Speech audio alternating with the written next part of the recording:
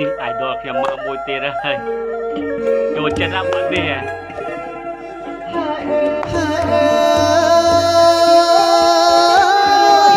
រស់ស៊ីឡាយអត់ត្រជាងអូនណាយអូនមក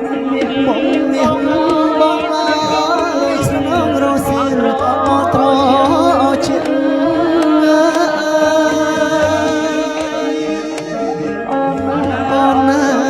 ត្រជា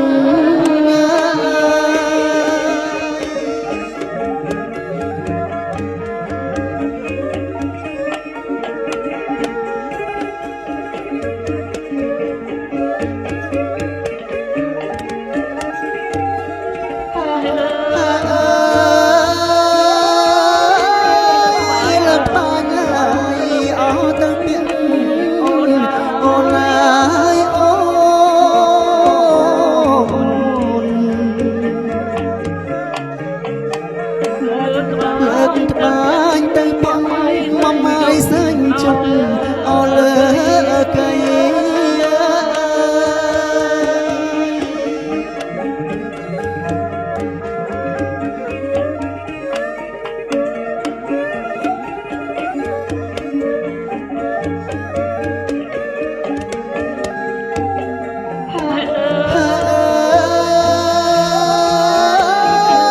ចាំជន់ហើយអោឈ្មោះឈ្មោះអូនណា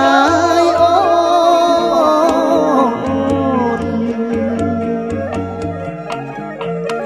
ជើងជន់ឈើឈ្មោះអូនណាយដៃកាន់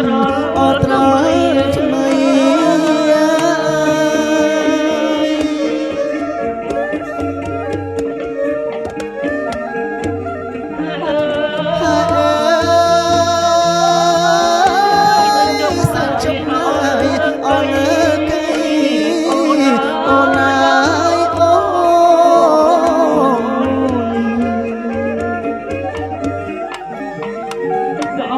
សំសា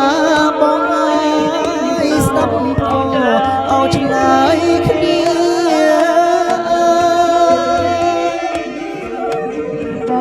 ស្ដាប់ក៏ហើយអោឆ្លើ